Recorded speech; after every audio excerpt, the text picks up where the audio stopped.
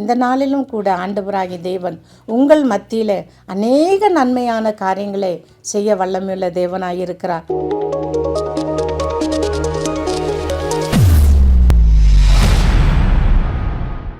ஆண்டவராகிய இயேசுவின் நாமத்திலே என்னுடைய அன்பான வாழ்த்துதலை நான் தெரிவித்துக் கொள்கிறேன். இந்த நாளிலும் கூட அப்போஸ்தலனாகிய பவுல் கலாத்தியருக்கு எழுதின நிருபத்திலே 1ஆம் அதிகாரத்திலே 24வது வசனத்தில் இப்படியாய் எழுதப்பட்டிருக்கிறது.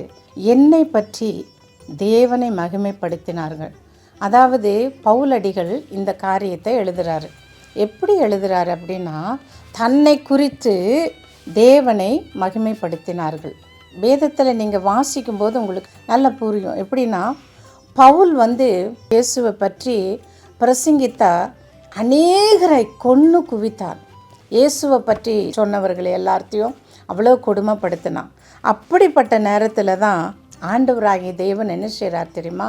அவனை சந்திக்கிறார். எப்படி சந்திக்கிறார் அப்படின்னா, வழியில் அவனை சந்திக்கிறார். கர்த்தருக்கு பயந்து கர்த்தருடைய சுவிசேஷத்தை சொல்லுகிற அநேக பிள்ளைகளை என்ன செய்கிறான்? பவுலடிகள் துன்பப்படுத்துகிறான். இது நிமித்தம் ஆண்டவர் என்ன செய்தார் தெரியுமா? அவனை சந்தித்து அவனை தேவனுடைய ராஜ்யத்தை, எந்த காரியத்தை பவுல் வெறுத்தாரோ அந்த காரியத்தை செய்யும்படியாய் உயிருள்ள ஜீவனுள்ள ஆண்டவராகிய கர்த்தர் அந்த நாளிலே பவுலை தெரிந்து கொண்டார். அதைத்தான் இந்த பவுல் இந்த நிருபத்திலே, இந்த வசனத்திலே சொல்லி கொண்டிருக்கிறார். வல்லமையான ஒரு பெரிய ஊழியக்காரனாய் கர்த்தர் மாற்றினார். இதை பார்த்த சீஷர்கள் என்ன செய்தாங்க தெரியுமா? பயந்து சந்தேகப்பட்டாங்க. ஏன் பயந்து சந்தேகப்பட்டாங்க?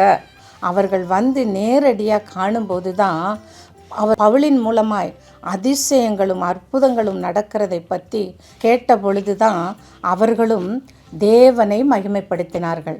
இதற்குத்தான் இந்த வசனத்தில் சொல்லப்பட்டிருக்கிறது. கலாத்தியர் 1ஆம் அதிகாரம் 24ஆம் வசனத்தில் தேவனை அவர்கள் மகிமைப்படுத்தினார்கள். உலகத்தில் நம்ம பிறரை போற்றுறோம். அரிதான காரியங்களை நம்ம உலகத்தில் எத்தனைய காரியத்தை போற்றினாலும், தேவனுடைய மனுஷனாகிய பவுல் வல்லமையான ஒரு தேவ மனுஷனானா. முன்னிருந்த வாழ்க்கையை விட பின்னிருந்த வாழ்க்கை மிகுந்த ஆசீர்வாதமாக இருந்தது. இன்றைக்கும் அநேகர் என்ன செய்கிறாங்க தெரியுமா? தங்களுடைய வாழ்க்கையில் தங்களுக்கு விருப்பமான காரியத்தை செய்து கொண்டு அநியாயமாய் துன்புறுத்துறது, மற்றவர்களை கஷ்டப்படுத்துறது, மற்றவர்களுக்கு பாடுகளை கொடுக்கறது, மற்றவர்களை நெருக்கிறது, மற்றவருடைய சொத்துக்களை எடுத்துக்கொண்டு மற்றவர்களுக்கு துன்பத்தை கொடுப்பது, இப்படிப்பட்ட காரியங்களை செய்து கொண்டிருக்கிற மக்களை தேவனாகிய கர்த்தராகிய இயேசு கிறிஸ்து இந்த நாளிலே சந்தித்து அவர்களையும் பவுலை போல மாற்றி தேவனுக்கு சாட்சியுள்ள மக்களாய் மாறுவதோடு கூட அவர்களை ஆசீர்வதிக்கவும் செய்கிறார். ஆனால் பவுல் இதை குறித்து தேவனை மகிமைப்படுத்துகிறான். சீஷர்களை பார்த்து பவுல் என்ன சொல்கிறார்? தன்னைத்தானே பெருமைப்படுத்திக்கல, தேவனை மகிமைப்படுத்துகிறான். நாமும் கூட ஆண்டவரால் பயன்படுத்தப்படும் போது மற்றவர்கள் நம்மளை நிந்திக்கலாம், தூஷிக்கலாம், பிறரை நம்ம வேதனைப்படுத்துகிறத காட்டிலும் தேவனை மகிமைப்படுத்துகிறது தான் நமக்கு முக்கியமான காரியமாக இருக்குது. நம்ம பிறரை போற்றுவதை பார்க்கிலும் நம்ம மற்றவர்களை திட்டாமல் இருந்தால் ரொம்ப நல்லாயிருக்கும். நமக்கு பிடிக்கல அப்படின்னு சொன்னாக்கா நம்ம என்ன செய்யணும்? நம்ம ஒதுங்கி போயிடணும். எனக்கு அன்பானவர்களே, இந்த நாளிலும் கூட ஆண்டவராகிய தேவன் உங்கள் மத்தியில் அநேக நன்மையான காரியங்களை செய்ய வல்லமையுள்ள தேவனாயிருக்கிறார். மற்றவர்களுக்கு செய்யும் நன்மைகளை நம்ம கூறும் பொழுது ஆண்டவருடைய வார்த்தை மற்றவர்களுக்கு எடுத்துக்காட்டாக இருக்கணும். நம்ம பேசுகிற காரியங்கள் தேவனுக்கு பிரியமானதாகவும் இருக்கணும், அதே நேரத்தில் மற்றவர்களுக்கு அது பிரயோஜனம் உள்ளதாகவும் இருக்கணும். அதனால் நம்ம ஆண்டவராகிய தேவன் நம்மோடு இருந்து நன்மையான காரியத்தை செய்யணும். தேவன் நம்மோடு கூட இருந்து பவுலின் மூலம் அற்புதங்களையும் அடையாளங்களையும் செய்தது போல நம் மூலமும் செய்து ஆண்டவராகிய தேவனுடைய நாமத்தை நம்ம மகிமைப்படுத்தணும். ஒருவேளை நமக்கு அற்புதங்கள் அடையாளங்களும் செய்யக்கூடிய ஒரு கிருபைகள் நமக்கு இல்லாட்டாலும் பரவாயில்ல, தேவனுடைய வார்த்தைகளை நம்ம சொல்லும்போது அநேகர் ஆசீர்வாதத்தை பெற்றுக்கொள்ளணும், அநேகர் ஆறுதல் அடையணும், அநேகர் நன்மைகளை பெற்றுக்கொள்ளணும். நானும் இப்படியே வாழ்கிறேனே, என்னுடைய வாழ்க்கையில் நான் இயேசுவை பற்றி சொல்லுவதற்கு எனக்கு ஆண்டவர் ஒரு தருணத்தை கொடுப்பாரா என்று சொல்லி ஏங்கி தவிக்கிற அருமையான மக்களுக்காய் பிள்ளைகளுக்காய் நான் செபிக்கிறேன். கர்த்தரை தேடுங்கள், அவர் கண்டிப்பாய் உங்களை சந்திப்பார். அவரால் கூடாத காரியம் ஒன்றுமே இல்லை. உங்கள் நிமித்தம் தேவனை மகிமைப்படுத்த வேண்டும். சீஷர்கள் அப்படித்தான் செய்தார்கள். எப்படி தெரியுமா? பவுல் ஒரு கொடுமைக்காரனாக இருந்தபடியினால அவன் ஊழியத்தை செய்யும் பொழுது அவனை நம்பாமல் இருந்தார்கள். அவனை பார்த்து பயந்தார்கள். ஆனால் அவர்கள் நேராய் பார்க்கும் பொழுது அவர்கள் தேவனை மகிமைப்படுத்தினார்கள். எனக்கு அன்பானவர்களே, நாம் தேவனை மகிமைப்படுத்த வேண்டும். தேவன்தான் நமக்கு சகலத்தையும் நன்மையாய் செய்து முடிக்கிற தேவன். அவரால் கூடாத காரியம் ஒன்றுமே இல்லை. உங்களையும் தேவன் ஆசீர்வதிப்பார். உங்களையும் அவருக்காக எடுத்து பயன்படுத்துவார்.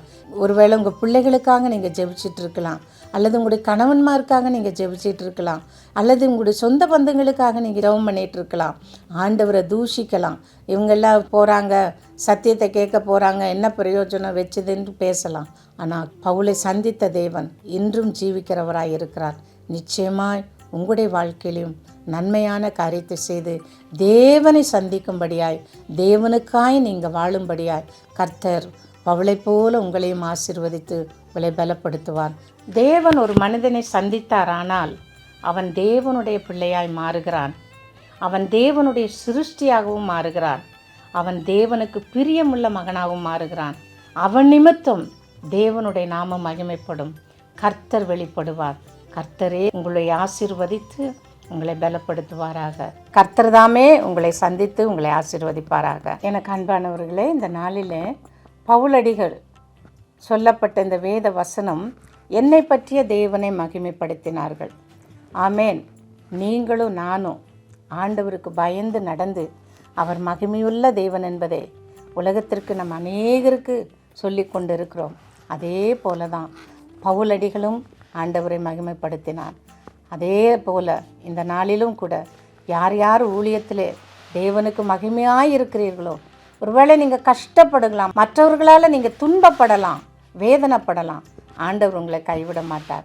நான் உங்களுக்காக ஜெபிக்கிறேன். ஏசப்பா, மனம் இறங்கும் ஆண்டவரே. இந்த அருமையான நேரத்திற்காய் ஸ்தோத்திரம் அப்பா. பவுலடிகள் கர்த்தாவே அநேகரை துன்பப்படுத்தி கொண்டிருந்தான். விசேஷமாய் தேவனுடைய வார்த்தையை சொல்லுகிற ஊழியக்காரர்களை பாடுபடுத்தி கொண்டிருந்தான். ஆனால் எத்தனை நாட்கள் அப்பா, இன்றைக்கும் தேவனுடைய பிள்ளைகள் அநேகர் ஆண்டவரே பல விதங்களிலே சோர்ந்து போய் பலருடைய பிரச்சனைகளினாலும் கஷ்டங்களினாலும் பல பாடுகளை பட்டு கொண்டிருக்கிறார்கள் அப்பா. ஆண்டவரே, ஒவ்வொரு மக்களையும் ஆண்டவரே நீ சந்திக்க வேண்டும் என்று செபிக்கிறேன். கர்த்தர் எப்படி பவுலை சந்தித்தீரோ அதே போல கர்த்தாவே தேவனுடைய பிள்ளைகளுக்கு கஷ்டங்களை கொடுக்கிற எந்த பாடுகளானாலும் சரி, எந்த பிரச்சனைகளானாலும் சரி, உலகத்திலிருந்து வருகிற பாடுகளோ, குடும்பத்திலிருந்து வருகிற பாடுகளோ, அல்லது வறுமையோ, அல்லது வியாதியோ, அல்லது கடன் பாரமோ, அல்லது பாவத்தின் சோதனைகளோ, அல்லது ஊழியத்தில் தடைகளோ, எதுவாக இருந்தாலும் இயேசுவின் நாமத்தினாலே நீர் பவுலை சந்தித்த தேவன் இந்த மக்களையும் சந்தித்து அவருடைய தேவைகள் அத்தனையும் நீர் சந்தித்து உமக்கு ஆசீர்வாதமாய் அவர்கள் அமையும்படியாய், உம்முடைய தாசர்களாய் அமையும்படியாய் என் தேவன் கிருபை செய்ய வேண்டும் என்று செபிக்கிறேன்.